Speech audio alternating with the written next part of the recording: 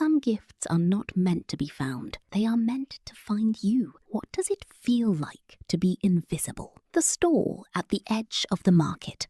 The Lagos morning market smelled of pepper and possibility. At least that was what the other vendors always said. For Zara, it smelled like disappointment and drying glue. Her stall sat at the far corner of the Tejuosho strip, wedged between a boisterous pepper seller named Mama Tunde and an electronics guy who blasted Afrobeats so loud the lashes on display trembled in their trays. No one stopped for Zara. They slowed sometimes, they glanced, then they walked on, pulled by brighter lights and louder voices, as though she was simply part of the wall. She had been open since 6:45 a.m. It was now past 11. Not a single customer.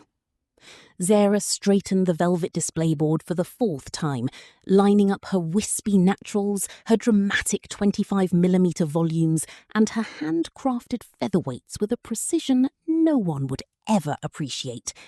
She had made every pair herself. Late nights, bent over her work table with a lighted magnifier strapped to her head like some kind of beauty surgeon. Each lash band was sealed with care, each cluster layered with intention. My daughter, you are too quiet. This market does not reward the quiet. Shout! Show yourself! Zara forced a smile and smoothed her apron. My work speaks, Ma. Work cannot speak if nobody is listening. The old woman erupted into laughter and turned back to her tomatoes.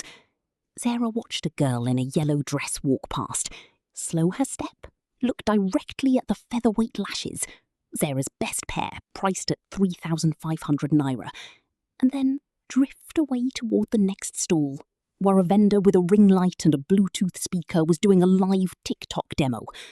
The ring light girl had 40 followers watching in real time.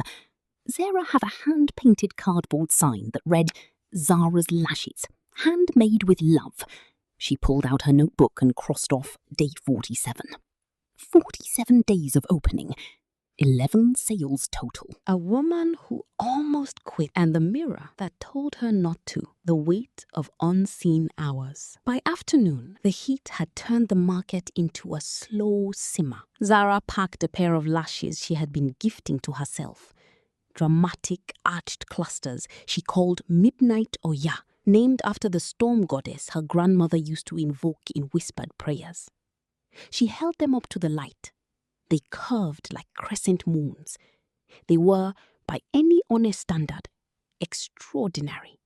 She thought about giving up, not dramatically, not all at once, but the thought moved through her like a slow tide. Maybe this is not for you. Maybe this market is not for you. Maybe you are not the kind of person markets see. She had invested everything, her NYSC savings, her mother's old sewing table converted into a workstation, the tiny mirrorless camera she had bought second-hand to take product photos that, in the end, no algorithm rewarded. She had watched tutorials at 2 a.m. She had studied lash chemistry, lash layering, lash history going back to Egyptian coal and Victorian horsehair. She knew lashes the way some people know scripture, by heart, by feel, by faith, and still nothing. If I close today with 0 sale, I'm done. I swear I am done. She said it out loud to her reflection in the small oval mirror she kept propped at the back of the store. The mirror had belonged to her grandmother. Dark framed, slightly foxed at the edges, with a small chip on the lower left corner that her grandmother had always said was where a djinn once knocked to come in. Zara had laughed at that as a child. She did not laugh now. Her reflection looked back at her, tired, determined, and something else. Something she could not name. Something that looked strangely like it was waiting. Some things arrive without explanation. The only question is whether you pick them up. The box that should not exist. It was almost closing time. The market vendors were beginning to wrap their goods in old newspaper and plastic. The Afrobeats man had finally caught his music. In the relative quiet, Zara heard something she had not expected. Silence. And then underneath the silence, a low, soft hum. Not music, not traffic, something older than both. She noticed it on the ground first. A box roughly the size of a standard lash case, sitting precisely in the center of her stall floor as though it had been placed there by an unhurried and deliberate hand. But Zara had been standing at her stall all day. No one had come in. No one had set anything down.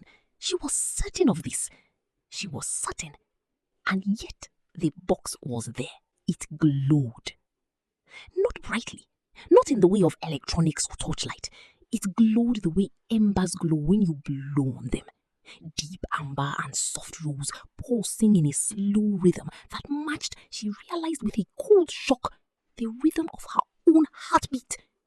The box was matte black at its edges, but at its center, the surface shimmered with what looked like engraved lash clusters. Tiny, perfect, impossibly detailed, filled with gold that seemed to breathe. What? What is this? She looked left and right. Mama Tunde had gone. The electronics man had packed up. The market was emptying fast in the evening rush, and not a single soul was watching her. She crouched down slowly, her knees pressing into the cold concrete, and brought her face level with the box. Up close, the engravings moved. She was sure of it. The tiny lashes shifted and curled as though they were alive, as though the box was breathing them outward. There was no logo, no label, no sender. Just a single line etched on the lid in thin, looping script that looked like her grandmother's handwriting, but could not be her grandmother's handwriting because her grandmother had been dead for 3 years. And this box was warm to the touch and smelled heartbreakingly of shea butter and old wood and something else. Something like starlight, if starlight had a smell. Zara's hands were shaking. She did not open it, not yet. She held it against her chest and felt the pulse of it against her sternum, steady, patient, ancient, like it had been waiting for her specifically, and was content, now that she had found it, to wait a little longer. She wrapped it in her apron, gathered her unsold lashes, and walked home through the orange-streaked Lagos evening, with the box pressed close to her body, and the strange feeling that for the first time in 47 days, something had seen her. Something had, in fact, been watching all along. That night, alone in her room, Zara set the glowing lash box on her work table. The hum grew louder. The light shifted, no longer amber, now deep violet, now silver white.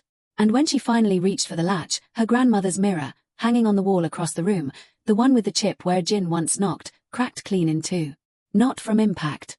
Not from heat. It cracked the way things crack when something that has been sealed for a very long time is finally, irreversibly, about to open.